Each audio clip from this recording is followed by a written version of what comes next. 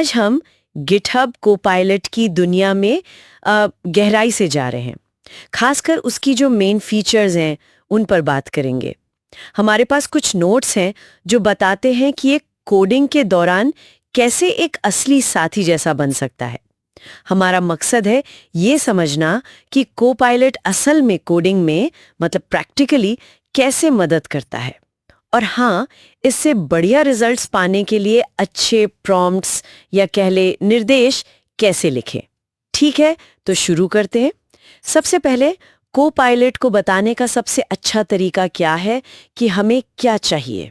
हाँ, ये एक दिलचस्प बात है। कोपायलट के लिए ना सबसे पसंदीदा भाषा है कोड के अंदर लिखे गए सरल कमेंट्स, बिल्कुल नेचुरल भाषा में। जैसे अगर आप कोड में सिंपल लिखते हैं #create a function to calculate BMI, तो कोपायलट इसको समझकर कोड सजेस्ट करने की कोशिश करेगा।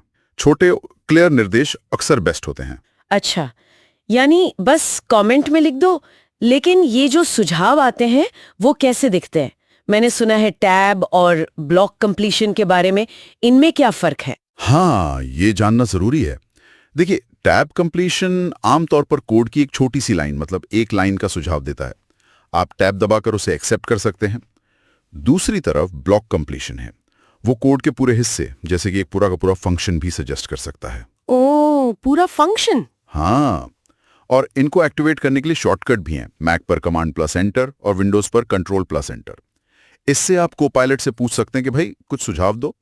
और एक और बात, आप जैसे कुछ खास कमेंट स्टाइल इस्तेमाल करके ये भी कंट्रोल कर सकते हैं कि कोपायलट किस कोड पर फोकस करे। ओके।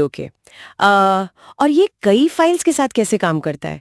क्योंकि प्रोजेक्ट्स में तो अक्सर कई फाइलें जुड़ी होती हैं, जैसे मान लीजिए HTML और जावास्क्रिप्ट की फाइलें।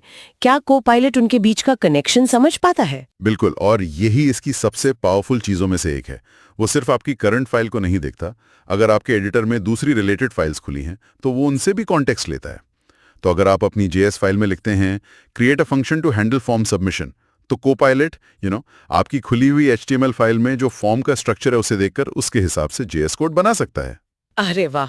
हाँ, ये सिर्फ कोड पूरा करने जैसा नहीं है, ये प्रोजेक्ट के अलग अलग हिस्सों के बीच का रिश्ता समझने जैसा है। ये तो काफी स्मार्ट है। अच्छा, और CRUD फंक्शंस बनाने के बारे में क्या? हमारे नोट्स में इसका जिक्र था। CRUD मतलब क्रिएट, रीड, अपडेट, डिलीट वाले फंक्शंस। हाँ, बिल्कुल। CRUD ऑपरेशंस बनाने में ये बहुत माहिर है। अगर आप बस एक कमेंट लिखते हैं जैसे create CRUD functions for a contact manager, तो कोपायलट अक्सर उन सभी बेसिक फंक्शंस का एक स्केलेटन, एक ढांचा तैयार करके दे सकता है। ये बहुत टाइम बचाता है, खासकर उन कामों के लिए जो बार बार करने पड़ते हैं। सही बात है। ये तो बहुत काम का है, खासकर ऐसी चीजों के लिए जो हर बार लगभग एक जैसी ही लिखनी होती हैं। अच्छा, नोट्स में पाइथन में डॉकस्ट्रिंग और टेस्ट लिखने में मदद का भी मेंशन था। क्या ये उसमें भी हेल्प करता है? हाँ, बिल्कुल। डॉक्यूमेंटेशन और टेस्टिंग जैसे कामों में भी ये मदद कर सकता है।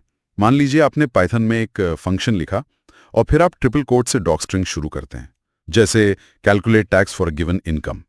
तो कोपायलट अक्सर फंक्शन के कोड और उसके पैरामीटर्स को देख के उसे पूरा करने का सुझाव दे सकता है। अच्छा। इसी तरह अगर आप कमेंट लिखते हैं #write test cases for calculate tax, तो कोपायलट उस फंक्शन के लिए बेसिक यूनिट टेस्ट केस बनाने की कोशिश कर सकता है। ये डॉक्यूमेंटेशन और टेस्टिंग को वाकई काफी तेज बना सकता है। तो मतलब निचोड़ ये है कि कोपायलट सिर्फ एक ऑटो कंप्लीट टूल से कहीं ज्यादा है। अगर इसे सही तरीके से यूज करें तो ये कोडिंग प्रोसेस में एक एक्टिव पार्टनर बन सकता है। बिल्कुल सही कहा। मुख्य बातें यही हैं। पहला, कोड के अंदर ही सरल नेचुरल भाषा में कमेंट्स का इस्तेमाल करके इफेक्टिव प्रॉम्प्ट्स देना। दूसरा, टैब कंप्लीशन छोटी लाइनों के लिए और ब्लॉक कंप्लीशन पूरे कोड हिस्सों के लिए के बीच का फर्क समझना। तीसरा, मल्टीपल फाइल्स में कोपायलट की कॉन्टेक्स्ट समझने की क्षमता का फायदा उठाना। और चौथा, यहां तक कि डॉक्यूमेंटेशन और टेस्टिंग जैसे कामों को भी ऑटोमेट करना या कम से कम आसान बनाना। यहाँ ये वाकई दिलचस्प हो जाता है जब हम सोचते हैं कि कोपायलट जैसे AI टूल्स कोडिंग के तरीके को कितना बदल सकते हैं। ये सिर्फ तेजी लाने के बारे में नहीं है, शायद ये इस बात को भी बदल रहा है कि डेवलपर्स अपना समय किन चीजों पर लगाते हैं। और ये एक बहुत महत्वपूर्ण सवाल खड़ा करता है ना, कि जब AI कोड लिखने, डॉक्यूमेंटेशन बनाने और यहां तक कि टेस्ट केस तैयार करने में इतनी मदद कर सकता है, तो भविष्य में एक डेवलपर की भूमिका क्या होगी? कैसे इवॉल्व होगी, क्या फोकस और ज़्यादा high level design, complex problem solving और उन क्रिएटिव पहलुओं पर शिफ्ट हो जाएगा जिन्हें एआई अभी रेप्लिकेट नहीं कर सकता। ये यकीनन सोचने वाली बात है।